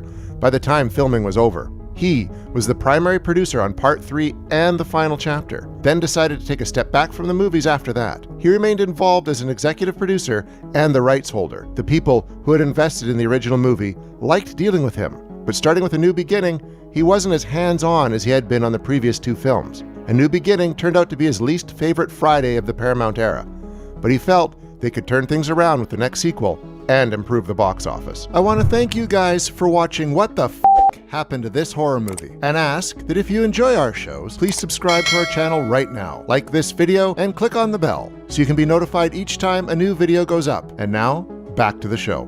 Mancuso had been impressed by writer-director Tom McLaughlin's feature debut, the low-budget 1982 horror film One Dark Night, and the pair had nearly worked together on the comedic pseudo-slasher April Fool's Day. Mancuso produced April Fool's Day, and McLaughlin was attached to direct the film at one point, but a shakeup at the studio resulted in him being replaced by When a Stranger Calls director Fred Walton. So Mancuso decided to offer the Friday the 13th Part 6 writing and directing job to McLaughlin as a consolation prize for losing April Fool's Day. The filmmaker wasn't thrilled by the idea, because he wasn't really a fan of slasher movies, but this was an offer he couldn't refuse. The chance to not only write and direct a movie for a major studio, but a movie that was part of a popular franchise. He took the job, and then he had to catch up on the previous films, because he had only seen the first Friday the 13th. Paramount gave him a 5-movie private screening so he could see what he had missed. Once McLaughlin had all the Friday knowledge he could get, Mancuso sent him off to write the script, and the only instruction he was given was to bring Jason back to life. Before McLaughlin got involved, there had been some consideration given to bringing A New Beginning actors Melanie Kinnaman and Shaver Ross back as their characters Pam and Reggie. And Ross had even been told they wanted to kill him off in the opening scene. That was no longer on the table by the time McLaughlin started writing. He didn't want to acknowledge a lot from A New Beginning anyway, but that film did present a logic hurdle for him to overcome. In A New Beginning, it said that Jason's body was cremated. How could they bring him back from that? The explanation he found was to say there had been a plan to cremate Jason, but then somebody paid off city officials to have him buried instead. In the final scene of the movie, we would find out this mysterious person was Jason's father, who was envisioned as being similar to the mystic Rasputin. The appearance of Jason's father was something Mancuso vetoed immediately, as this was a character he had zero interest in introducing or having to deal with. So in the finished film, there's no mention of the fact that Jason was said to have been cremated. He's buried in a cemetery, and you just have to brush aside this continuity discrepancy. Having an intact corpse to deal with, McLaughlin was able to turn to a classic for a method of resurrection. Just like Frankenstein's monster, Jason would be revived through a lightning strike. It sounds ridiculous, but it works, because if it's good enough for Boris Karloff, it's good enough for Jason Voorhees. The fact our killer is a reanimated corpse also gave McLaughlin the chance to write a slasher he could feel better about putting into the world, because he imagined that Jason would emerge from his grave more powerful than ever before. His issue with slashers was the fact that the violent acts in these movies could be easily imitated by people in real life. So for the most part, his Jason doesn't just go around stabbing people like an unhinged viewer would be able to. He puts his increased strength to use. The deaths in Jason Lives, or as McLaughlin's initial treatment was titled, Jason Has Risen, include a heart being ripped out, a head being twisted off, a head being crushed in Jason's bare hands, a person being folded in half, a face being pushed through the side of an RV, and 3 people being decapitated with one swing of a machete.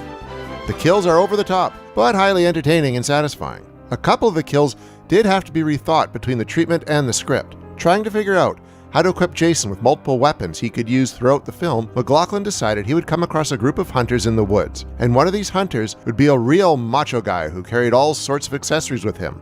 A machete, a hunting knife, darts, and in the treatment, the guy was even carrying an Uzi. The idea was that Jason was going to take the Uzi and use it to open fire on a young couple in an RV. After writing that, McLaughlin realized these murders would be too easy to imitate. It was too close to real-world violence. So he took the Uzi out of the story and made the people Jason comes across in the woods a group playing paintball. In addition to making the kills more unrealistic, McLaughlin also made this slasher more palatable to himself by increasing the humor. He put a lot of comedy into Jason Lives, from character interactions to sight gags, and a moment where a cemetery caretaker breaks the fourth wall, looks right into the camera, and says, "Some folks have a strange idea of entertainment." There's a self-referential edge to the film, with one character noting that she has, quote, "seen enough horror movies to know that any weirdo wearing a mask is never friendly," and nods to genre directors and actors. Sean S. Cunningham, John Carpenter, Karloff. Mick Garris hadn't directed a movie yet at the time, but he got a character named after him because he was friends with McLaughlin. The movie even has a parody of the 007 gun barrel, with Jason standing in for James Bond. McLaughlin cleared this humorous approach with Mancuso before he started writing, and found the executive was open to taking the franchise in different directions and trying different styles. As long as he didn't make fun of Jason, he was free to make this Friday more comedic. He followed that rule. While the movie around Jason is rather lighthearted and amusing, Jason himself is a terrifying, unstoppable force. McLaughlin was given an incredible amount of creative control. Aside from the Uzi change he made himself and the removal of Jason's father, the film ended up being very close to the treatment he wrote at the start of the process. The story he came up with centers on Tommy Jarvis, a lead character introduced as a 12-year-old in the final chapter. Tommy is the one who put Jason down with multiple swings of a machete at the end of that film, and it traumatized him so badly that A New Beginning, which aged him up several years, showed that he had spent time in a mental institution. Those movies seem to be building up to Tommy taking over as the slasher in this franchise, which probably would have been the case if Paramount hadn't seen the financial benefit of bringing Jason back. Instead, McLaughlin's film found that Tommy is determined to get over the trauma Jason caused him, and he figures the way to do that is to dig up Jason's corpse and burn it.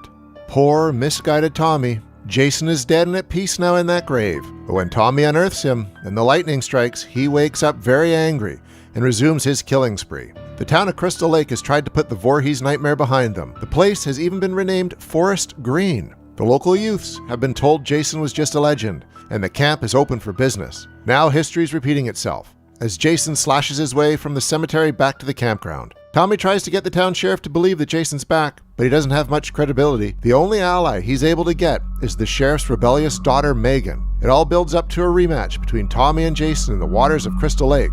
Because now that McLaughlin had made Jason a fully, very obviously supernatural being, he thought the character should have some kind of monster mythology as well. He has Tommy do research in occult books, where he discovers the only way to stop Jason now is to put him to rest in the place where he originally died. That would be Crystal Lake, where he drowned as a child in 1957. So we have another movie about Jason killing a bunch of people, but the writer-director didn't want to give the audience the same old thing all over again. He built his script around elements that hadn't been seen in previous Fridays. An underwater fight scene, a car chase sequence where Tommy and Megan are trying to escape from the sheriff and his officers, a spectacular RV crash that ends with one of the most iconic shots of Jason we've ever seen, a fully functional camp populated by children, as McLaughlin thought that having kids present would raise the stakes. The previous 3 Fridays had been filmed in California, but the unions there were becoming very unhappy about these studio-funded, non-union shoots. So Jason Lives was sent off to the right-to-work state of Georgia, which has given them more flexibility with the shooting hours and the young kids playing the campers. To hide from unions and curious fans, the film was shot under the title Aladdin Sane, taken from a David Bowie album. The production was based in the town of Covington, not far from Atlanta, and many other horror movies have been shot in that area over the years, like Rob Zombie's Halloween 2, Dr. Sleep, Freaky, and Fear Street, 1978. Tommy Jarvis had been played by Corey Feldman in the final chapter, and by John Shepard in A New Beginning, and it was assumed that Shepard would be back as Tommy for Jason Lives. But Shepard was at a crossroads in his life, not sure if he should continue acting or go to seminary school, and he decided he didn't want to do another slasher movie. So the role went to Thom Matthews, who had recently caught attention for his part in The Return of the Living Dead.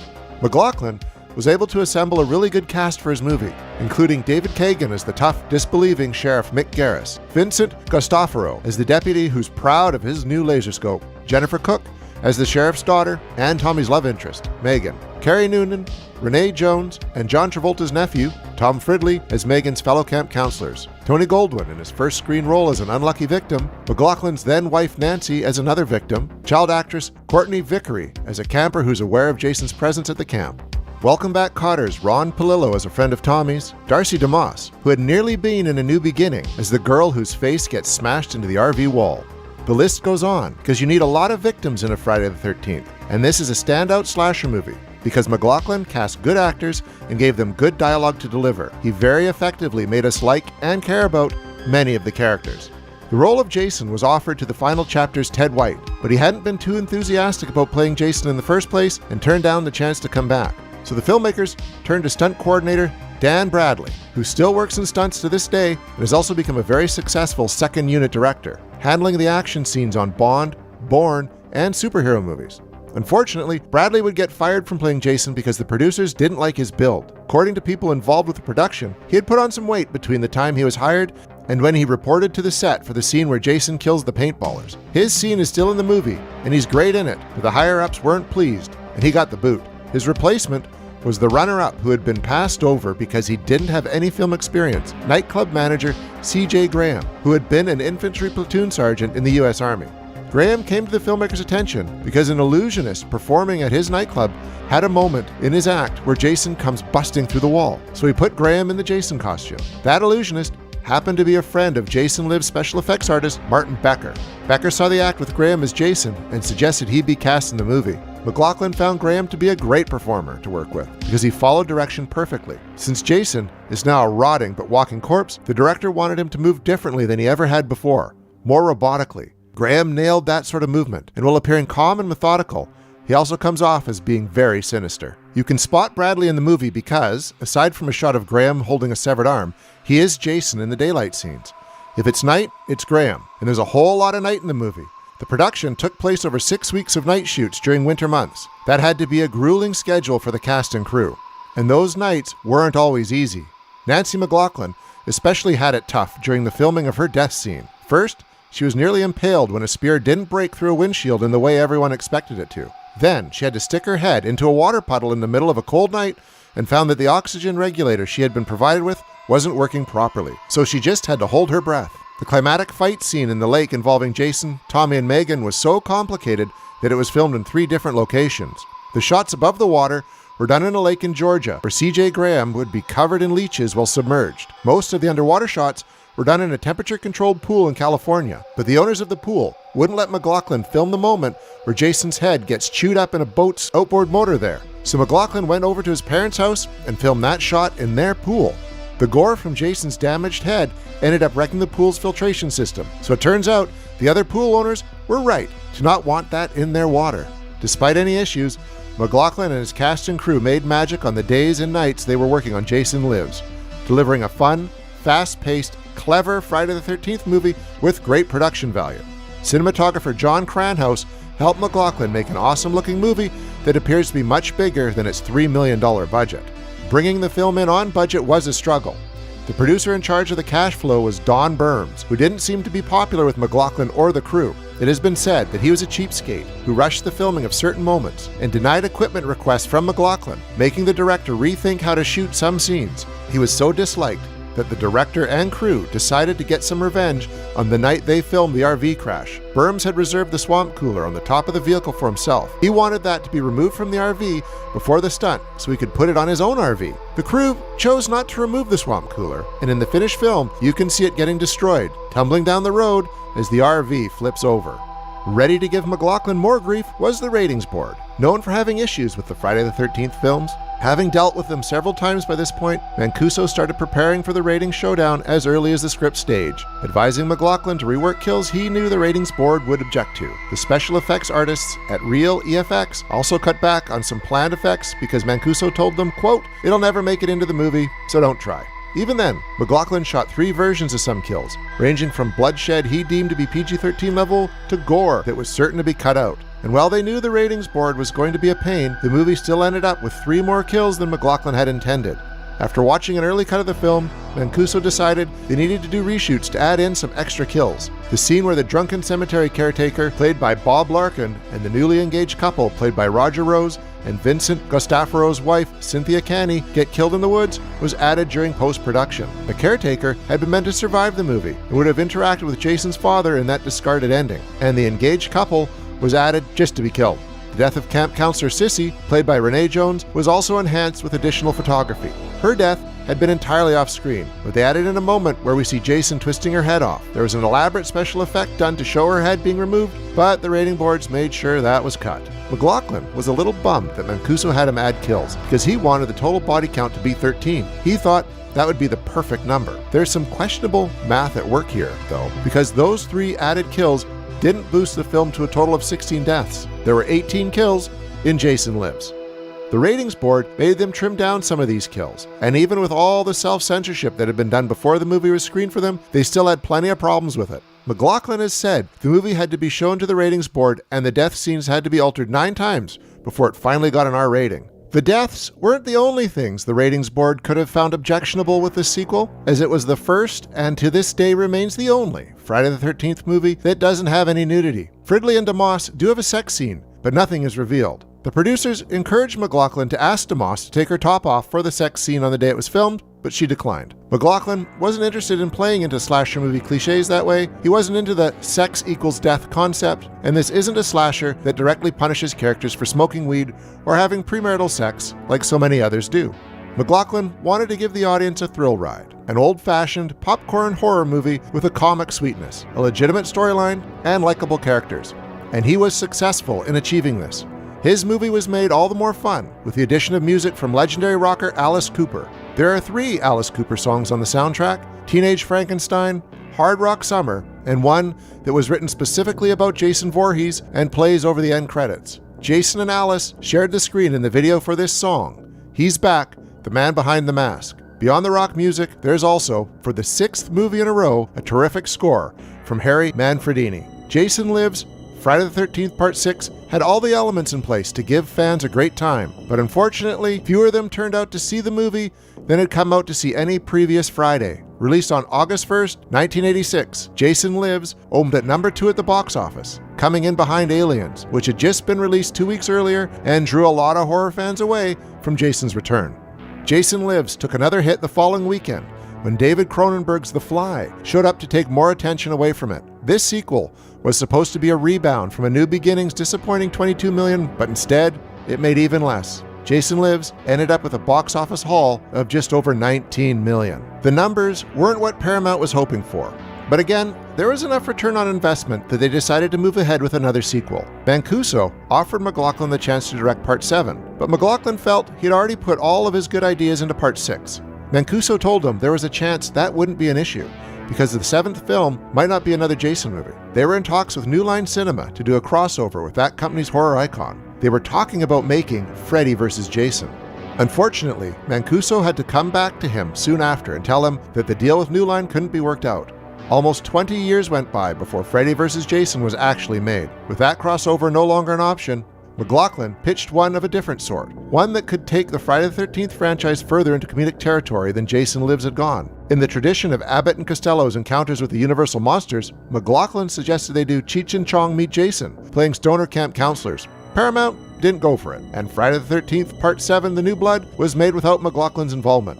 So we can only imagine what it would be like to see Cheech and Chong cross paths with Jason. The underwhelming box office does not at all reflect the quality of Jason Lives. This was a rare Friday the 13th that actually got some good reviews from critics, and it's widely considered to be one of the best films in the franchise. It's a favorite among fans, and screenwriter Kevin Williamson even told McLaughlin that the film's self-referential humorous tone was a source of inspiration when he was writing Scream. It didn't get the reception it deserved in 1986, and the competition it faced definitely had an impact. But it all worked out in the long run. McLaughlin brought Jason Voorhees back from the dead, and it was a triumphant return. It's hard to have a series 7 movies in and expect anything truly different. In horror, anything past, let's say, Part 4, by its very nature needs to start embracing some sort of schlock. You weren't gonna ask me to marry you? What are you, f***ing nuts? Or it risks the killer of all storytelling, the silent death of being tedious and boring. Friday the 13th Part 7 came off the heels of the rebirth. After A New Beginning failed to reboot a Jason-less entry, Part 6 came out f***ing swinging, injecting humor, a superhuman Voorhees, and over-the-top kills. The New Blood took Part 6's style with a more serious approach, bringing in series favorite Kane Hodder and his raging, bold interpretation of the Crystal Lake Killer. I'm Lance Velchek, and I've always loved Part 7.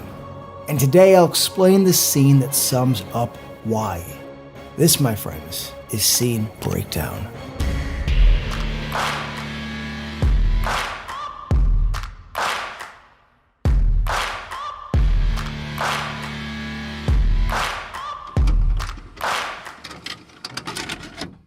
I have seen Friday the 13th Part 7 go from underdog to somewhat appreciated back down to a lesser entry. Not my words. I mean, dude, Entertainment Weekly, Sci-Fi, and I'm old enough to remember when it was spelled correctly. IndieWire, just to name a few. But I just can't understand how this can rank so low in a series that, at its core, has always been fun, sort of meat and potatoes. Now listen, I get that if you grew up with the series as they were released, that yeah, by the time telekinesis shows up, maybe the brand has jumped the shark. Or that yeah, it's no longer scary. Both very reasonable responses, and if that's how you feel, cool. I hope life treats you well and wish you health and good fortune. But yeah, I'm here to have a good time and can appreciate the serious entries alongside the goofy ones. And putting a B-level Carrie, she's not by the way, Lara Park Lincoln owns it here, against the most visibly upset Jason is my kind of good time. To me, he was my murdering Power Ranger when I was but a small child, and would root for him over any teen. So to me, I've always been Team Jason. Taking over directing duties for this entry is effects artist extraordinaire, the late Mr. John Carl Buechler. And just because I never felt he was quite as recognized as his peers, let me sidestep real quick. You need to check out his flawless run over at Full Moon. And of course, a spiritual successor to Friday the 13th, Hatchet. The man was as talented as he was kind. Tommy Jarvis has chained Jason to the bottom of Camp Crystal Lake. And it's here we start. And in the best and last recap of the series, by actually Crazy Ralph himself, Walt Gorney, he lets us know. People forget he's down there. Classic 80s, man, I just love it. Tina, Lara Park Lincoln, is taken back to Crystal Lake with the intention of hopefully getting over her trauma from killing her dad years earlier. Alongside her is her mom, Mrs. Shepard, with a haircut so 80s. David Bowie would have snorted it and Robert Palmer would have put it in his backing band. If it's in fact true, what happened? They are accompanied by Dr. Cruz, legendary Bernie Lomax himself, Terry Kaiser. Dr. Cruz hopes to stress Tina out, and in doing so, coerce her into using her special abilities, aka telekinesis. The only reason that I'm here is to help you overcome the guilt that you have about your father's death. At the neighboring lake house is a birthday party for Michael, and it's here we meet side hero Nick, played by Kevin Spiritus, and then the rest of the cannon fodder teens. But, obviously, as Raoul Duke once said, let's get down to brass tacks here. What is New Blood's most iconic scene? What here can define the 7th entry into the increasingly wacky Friday the 13th series? Easy. The ending house fight. The crescendo of Jason's warpath. Starting with Melissa's refusal to stay put. She declares there is better places to be with a fiery Fuck you. Now fuck you both. And in one of my favorite yet simple kills, Jason decides, leaving in an option. Puts a hatchet in her head and tosses the body right over the TV. Now, I want to give credit here to Susan Jennifer Sullivan. Melissa is a one-note rich bitch character, but Susan really nails that snooty and prissy tone. I still hate the character nearly this many years later, so kudos Susan for going all in. Buechler's blocking here is fantastic. I love the jump to handheld when Nick and Tina try to leave. Jason trying to predict their next move as he dickishly shuts the door. A little detail that works wonders when shot in this chaotic way. It shows how quick he can be and how petty. We get set piece after set piece of Tina and Jason sparring off. Now, I know there's an issue that people have with this taking on a more serious tone after part 6, but every time Tina levels up, I believe it. The light to the face, throwing Jason into the stairs. Dude, I'm there. Now, you even get a low in the mix, disappointed sigh for Mr. Voorhees. I feel you, dude.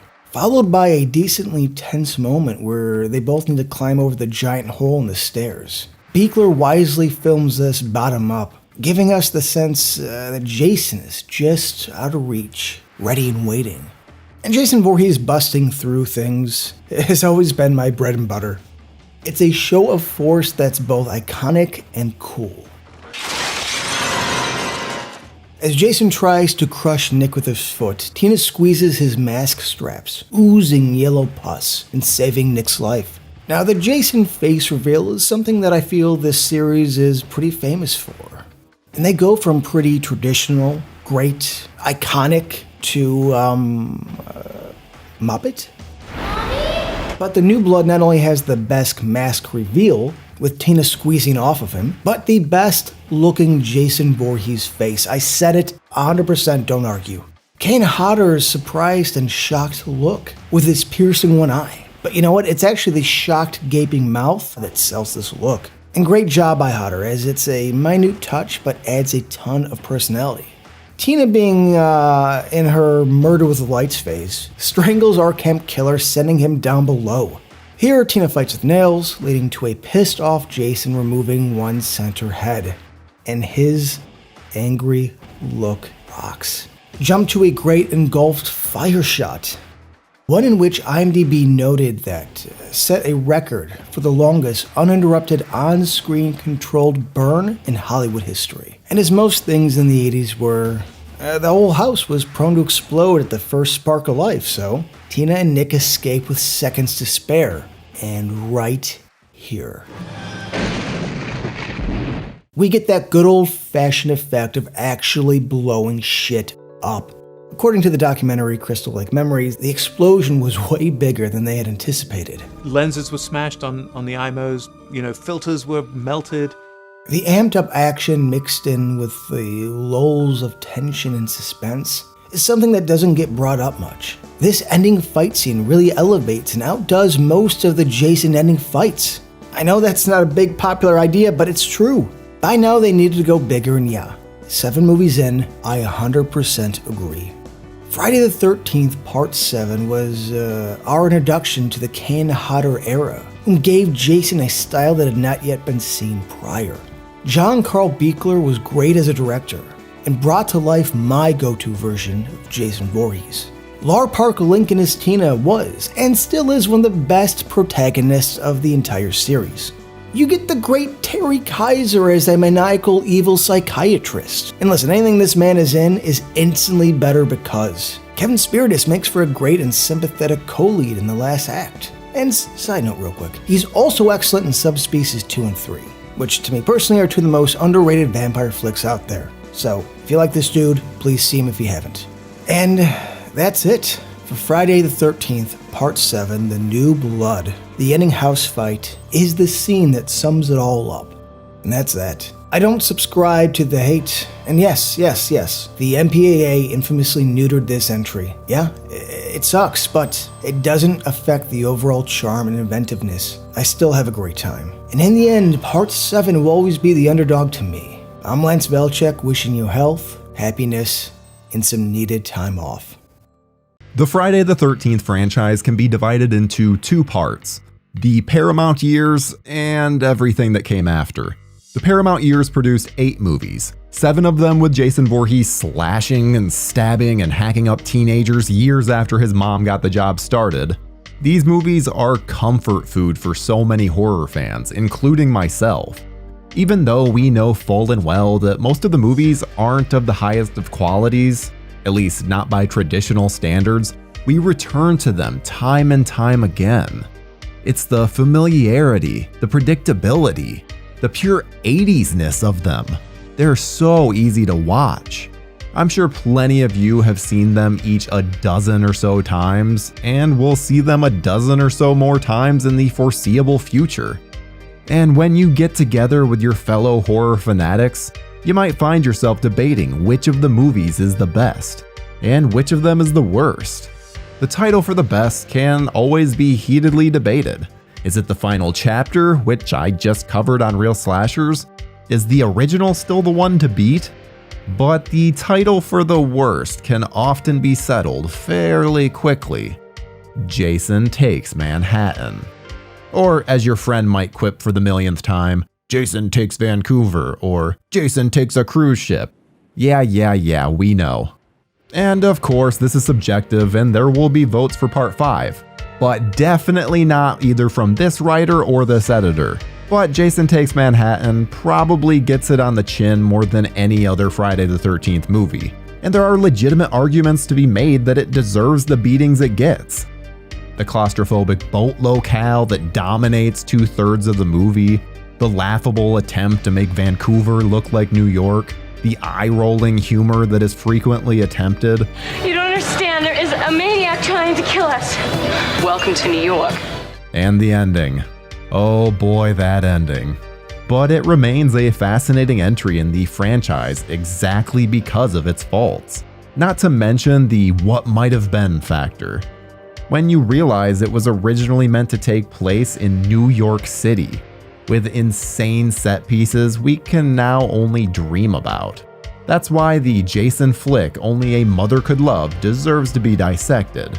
So let's do an autopsy on the 8th Friday the 13th film and find out what the f happened to Jason Takes Manhattan.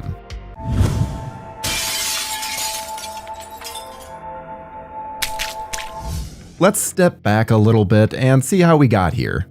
In May of 1988, Paramount released Friday the 13th Part 7, The New Blood, to a rather encouraging $8.2 million opening weekend. A very decent opening for the time, especially for a horror franchise into its 7th entry. But the good times didn't last long, as New Blood topped out at the domestic box office with a tad over $19 million. Which would make it the lowest total gross for the series up until that point. The writing was perhaps on the wall that the series might just be taking its last gasps. But even so, the costs remained so low that the films remained profitable. And so Paramount planned on forging ahead with another film, potentially the last. New Blood's director John Carl Buechler had pitched an idea for a follow-up that would once again star Lar Park Lincoln's telekinetic Tina, while Lincoln herself apparently wrote a script with her husband that would find Tina having a job as a psychiatrist for troubled girls. But Paramount evidently had little enthusiasm for revisiting Tina and sought a different direction. That's too bad, I kinda like Tina. Enter Rob Hedden. Hedden was a television writer with credits on MacGyver, and more crucially, the Friday the 13th TV series. Hedden had directed 2 episodes of the latter show and impressed Paramount. And as the studio was never one to shy away from newbie directors, the studio approached him with an offer to write and direct the new entry. One of Hedden's original ideas was to have Jason go up against Freddy Krueger, but because of complicated rights issues, there was no way to get that made in a timely manner. So Hedden pivoted in a new direction. In his own words, the director said he wanted to get Jason out of that stupid lake where he's been hanging out. And series executive producer Frank Mancuso was on board. But where would Jason go to? One pitch Hedden came up with involved putting Jason on a boat to, quote, put him in the bowels of the ship with a little bit of Das Boot and a little bit of aliens with a claustrophobic feeling. Another pitch was to do a fish out of water story and take him to a big city. That idea Mancuso responded to, saying New York would be the ideal tourist spot for the undead murderer, and so Hedden was off and running. Unlike the film that we ended up receiving, Hedden's early drafts had Jason truly terrorizing New York City. He was going to have a chase sequence on the Brooklyn Bridge, he was going to fight Julius in Madison Square Garden instead of a rooftop, he'd have more to do in Times Square. He was even going to climb atop the Statue of Liberty and hit up a Broadway show. Can you even imagine? What Hedden might not have realized, or perhaps blocked out of his mind, was that Paramount wasn't willing to foot the bill for such fantastic set pieces. The budget was set around $4 million, so Hedden had to pare things down quite a lot. A story that originally took place in New York for about 75% of the running time was altered to take place predominantly on the ship that sails to New York, allowing Hedden to revive his Jason on a boat idea. Now, the idea was to unleash Jason in the city that never sleeps for only the last third of the movie. Now, naturally, New York is an expensive place to film in, so the decision was made to substitute Vancouver for it, however unconvincingly as that may have been.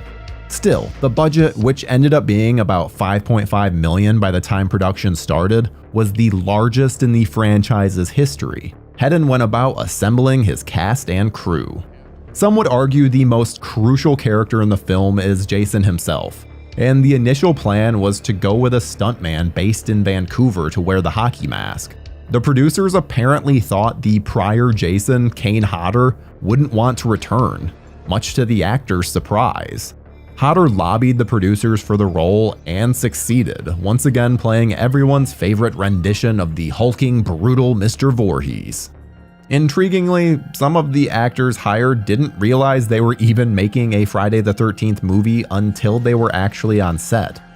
V.C. Dupree, who plays Julius, thought he was making a slasher movie called Ashes to Ashes until right before shooting commenced. Add to that the fact that some of the actors didn't even know how their characters were going to die, instead finding out literally the day of shooting, and you got one secretive movie. With the cast set, filming on the Jason flick commenced in Vancouver, but it quickly hit a snag. A key member of the cast was about to get the axe. Figuratively, of course. An actor named Lee Coleman had been cast in the role of Sean Roberts, who plays our heroine Rennie's boyfriend. Coleman had been cast 2 weeks prior, but after one day of filming, Rob Hedden knew he had a problem on his hands. The actor just wasn't working out, and had no chemistry with his leading lady. After just one day of shooting, Coleman was informed by the producers he was being let go. Soon after, actor Scott Reeves got a call and an offer, and obviously had to hightail it to Vancouver to start shooting ASAP. Also let go? The first ship that Hedden had picked out for the film, a big, impressive vessel that would have looked fantastic on screen. Unfortunately for the director, he found out just 3 days prior to shooting that a location issue would make it so they could not use the ship that he wanted. For a replacement, he went with a much smaller ship, but found clever ways of filming it so it actually looked much bigger than it was. The scenes on the ship were actually shot out at sea in a place called Horseshoe Bay in West Vancouver. As for how that ship in a lake would find itself in the ocean, it seems as though Hedden and everyone else were just fine with not caring about that. Logic has never been this franchise's strong suit. Filming was not always a thrill for lead actress Jensen Daggett, who had to get used to getting all kinds of soggy throughout the production. But at least she didn't smash her gums on the side of a rowboat like co-star V.C. Dupree did.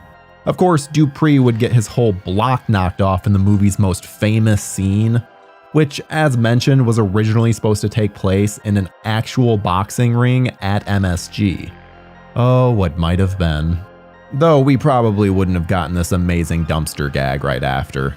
Eventually, the film gets off the boat and onto the mean streets of, yes, Vancouver, for a series of glum scenes taking place in alleyways and within the supposed New York City sewer, where the toxic waste flows freely. But the filmmakers simply had to have at least one showstopper of a scene take place in the actual Big Apple. So the big moment took place in Times Square, very early in the morning when the crowds wouldn't be so plentiful. Of course, putting Jason on the mean streets of New York City is still going to attract a crowd, even at 3 in the morning. Kane Hodder had said that the most amazing thing that he's ever done as Jason was standing in the middle of Times Square, in full costume, as hundreds of passerbys stood behind barricades, cheering and calling for him like he was the one-man incarnation of the Beatles. But just as he must in every movie, Jason had to die at the end. Perhaps for the last time. Hedden thought there was a real chance that Part 8 would be the final Friday, and so he tried as best he could to come up with a kill that would eliminate Voorhees from the picture for good. A controversial decision, as it turns out, as Hedden came up with that famous wall of toxic waste that we all know plows through the sewers of Manhattan nightly, which would turn a skeletal Jason into, wait, his former young boy self? Huh? How's that work? Is this movie saying that the Fountain of Youth is in the sewers of New York City? Oh my god. If that's not weird enough, the original ending saw the young boy version of Jason attempting to escape through the mouth of the rotting monster. Yeah, it's as bizarre as it sounds. The production built a gigantic skeleton Jason head and had young Tim Merkovich, who happened to be the son of editor Steve Merkovich, attempt to climb through this ridiculous monstrosity. Obviously, it did not look good whatsoever, so the footage was thankfully scrapped. Kane Hodder was not pleased with the ending, to say the least. But he's felt the need in recent years to clear up the rumor that he hates it. I never hated the end of it. I just thought maybe we could have done something better. But as far as hating it, I never hated it. Most franchise fans might not be so kind.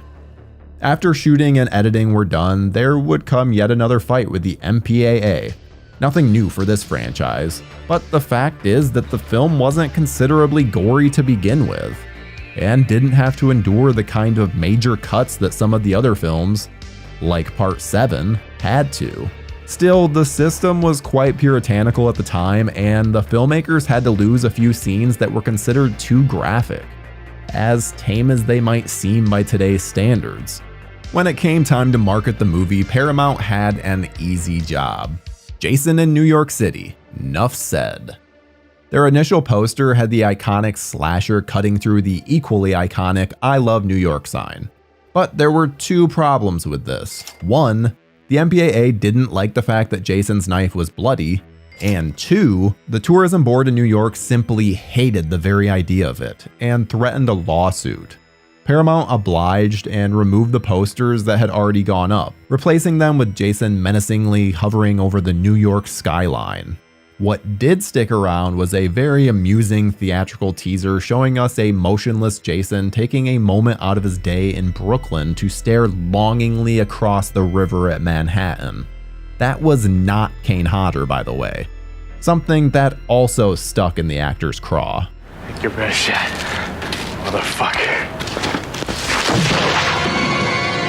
Friday the 13th Part 8, Jason Takes Manhattan, was released in July of 1989, 2 weeks before the competition in the form of A Nightmare on Elm Street Part 5 showed up.